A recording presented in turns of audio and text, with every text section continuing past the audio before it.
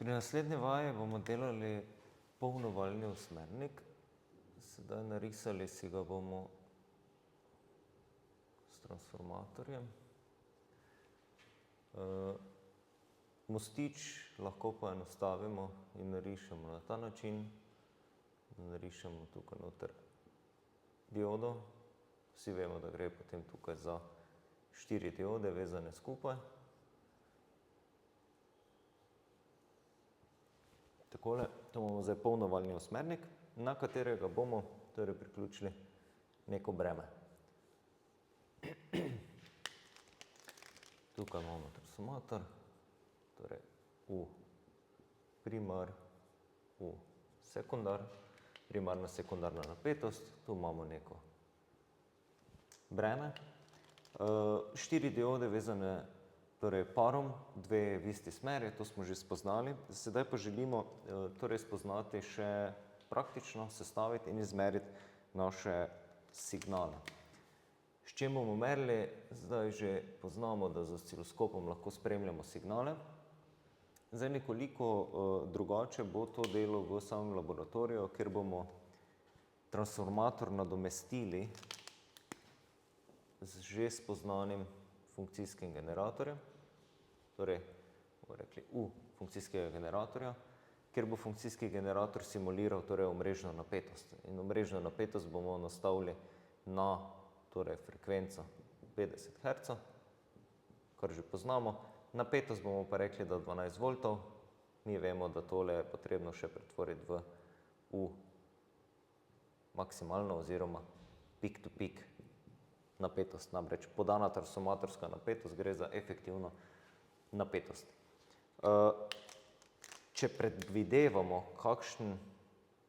kakšno izhodno napetost pričakujemo, torej V bremena, torej napetost na samem bremenu, v odvisnosti od časa, mi pričakujemo na izhodu, da bomo imeli polnovaljno usmerjanje.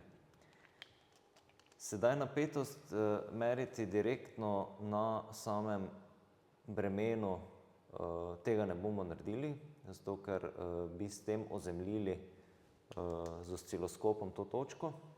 Lahko pa gledamo posamezne polperiode oziroma usmerjene vrednosti in ena izmed kanal 1 bomo si postavili sem. Kanal 1. Drugi kanal bomo pa dali na izhod. Bomo rekli CH2. Sedaj ne smemo pozabiti, to sta samo sonde, za katerimi se mi priklenemo na samo vezje. Je pa pomembno tudi, kam priključimo torej našo skupno sponko. Ta sponka potem gleda od te točke proti skupni sponki, ozemljitvi oziroma negativnem priključku in pa ta kanal channel 1 proti temu. Mi bomo ozemljili oziroma rekli, da je naša skupna točka ta točka. Kaj bomo mi dobili na osciloskopu kot rezultat? Pri enem kanalu bomo dobili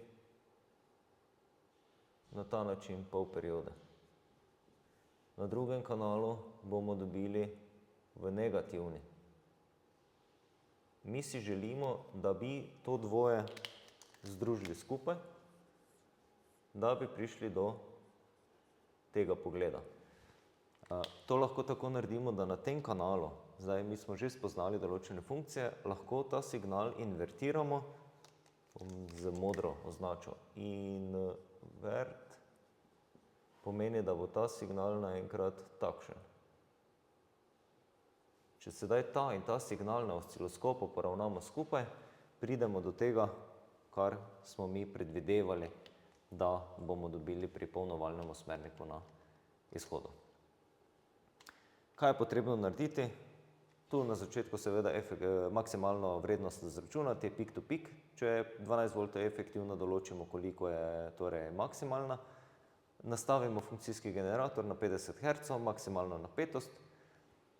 To napetost priključimo torej na naš mostič z 4 usmerniškimi diodami. Katere diode izberemo? Zdaj že poznamo NN4007, zelo pogosto uporabljena dioda.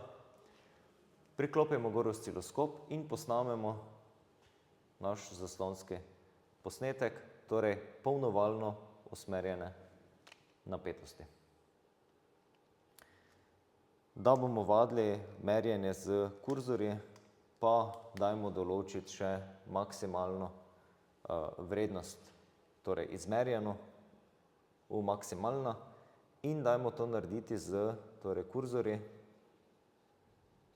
z funkcijo track.